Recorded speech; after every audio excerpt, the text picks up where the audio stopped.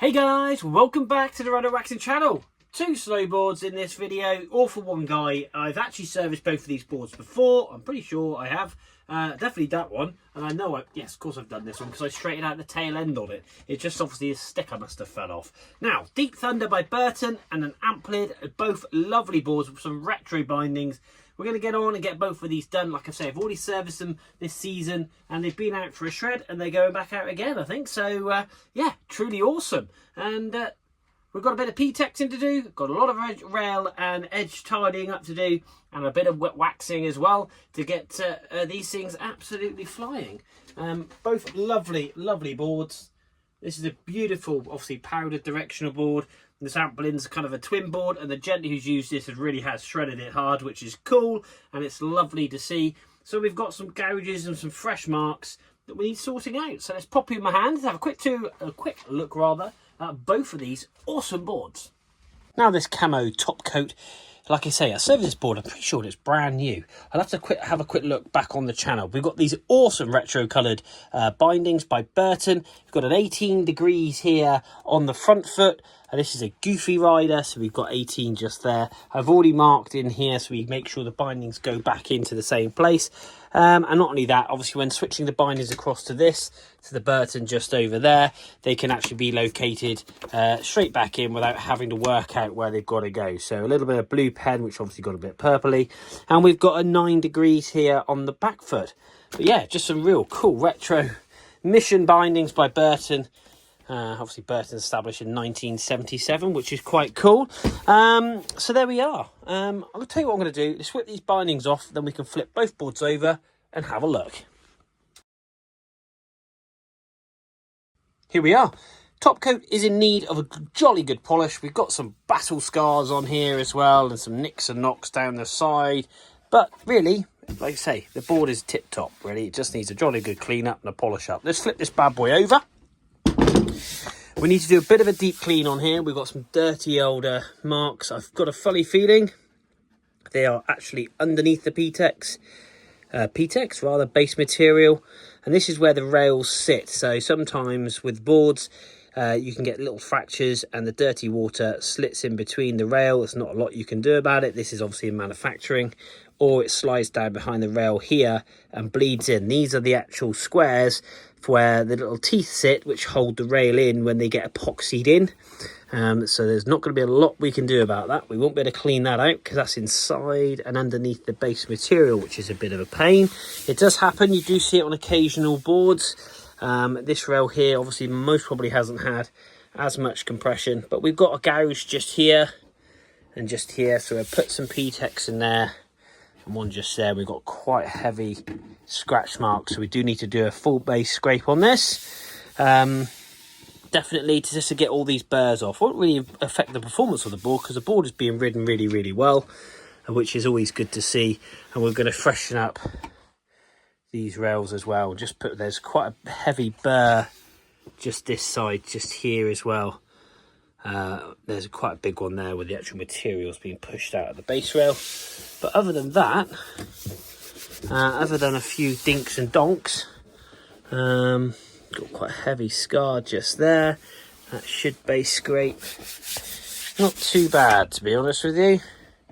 And we've got one there. So like I say, we've got a bit of P-texing just to tidy up and to clean up. But the good news is the board's being ridden and ridden well, because that's what they're here for. Right, let's get on to the Burton. So here we are, one Burton. Love this. Rail System Burton, Deep Thunder 157. Just a lovely board. I'm pretty sure this was bought off of Marketplace, or it was bought second hand, because I do remember doing a dink on the base of this board. But yeah, just a lovely, lovely board. And it's really good to have two boards, because depending, I wish I took my board and went out to Alpe d'Huez, because we had hard-packed snow, very icy. We straightened that out last time. There's a real dink there. We got that nice and hot and pushed that flat with some epoxy. And we did an epoxy repair just down on the end here. So that was all lifting, and that's actually held up really, really well. So I'm really pleased with that. It's always nice to see it back again. We've got to do a bit of tidying just here. And I'm pretty sure there's a big fresh gouge just there. So we'll put some epoxy in there. Some P-tex rather. But really, all in all, not too bad. We've got to sort the rails out. These have been ridden. Yeah, so sorry, going back to what I was saying, I took my directional powder board out and we had pure and utter ice. And it was actually quite a tricky thing to ride. I wish I took out my Jeremy Jones, but never mind, I didn't. And that was that. But anyway, we're going to crack on. I think we'll start this one first, and then we'll get on to the Amplid just over there. So let's stick some tunes on and let's get to work.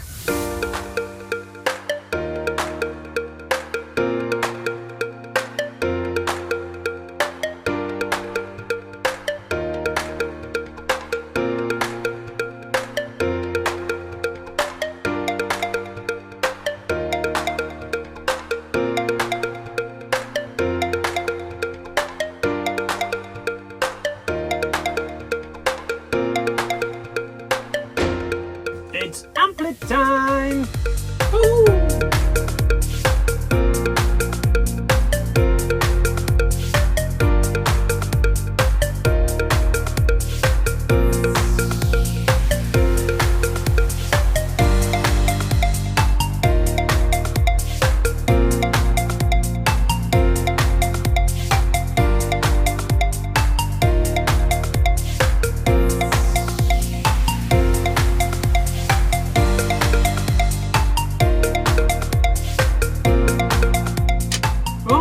Burton Deep Thunder is ready to have the wax taken off. Top coat's come up absolutely lovely, as the Amplid board to my right and your left.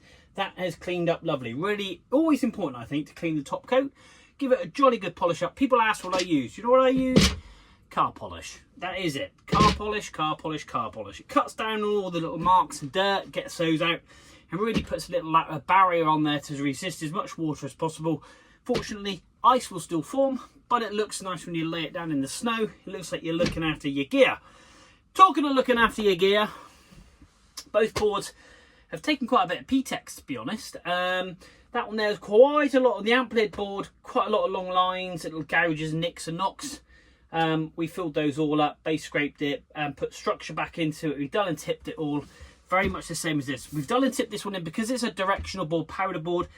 I've obviously dulled the ends in a bit further down because obviously your stance pattern is obviously offset towards the back of the board, and we've not quite done quite so much cutting, or should we say blending in on the rear, because obviously the drive wants to come from that back foot and you don't want this big overhang to be catching and sharp. So we've done obviously a bigger area here, but the main rails themselves are super sharp. They've come up lovely, 89 degrees on both sides.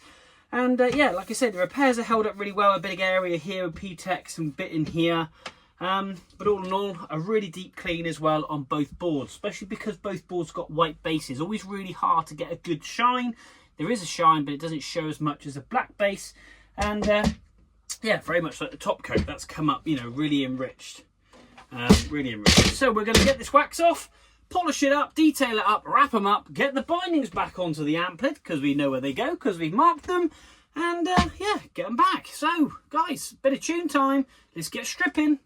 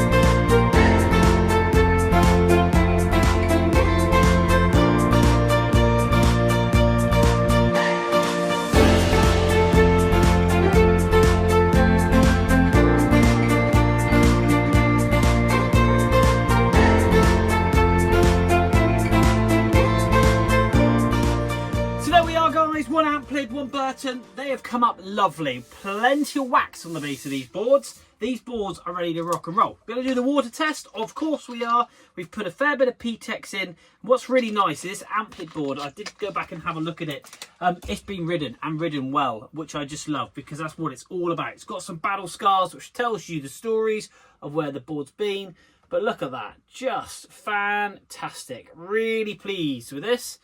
The main thing is it's nice and flat. If I had one bugbear, I just don't like the way the boards, when they're made, the water gets underneath sometimes, and it obviously gives you that dirty kind of rusty mark, which I just can't get in there, and I like to try and clean these areas up. But that said, it's dry, as you can tell, bone dry, and it's shiny, it's well waxed, it's extremely well edged. This thing is ready to go. So really pleased with this, as well as that beautiful Burton. Like I say, back in the previous videos, go back on the channel, hit like and subscribe, follow me on Instagram, TikTok and Facebook. I upload videos up there as well.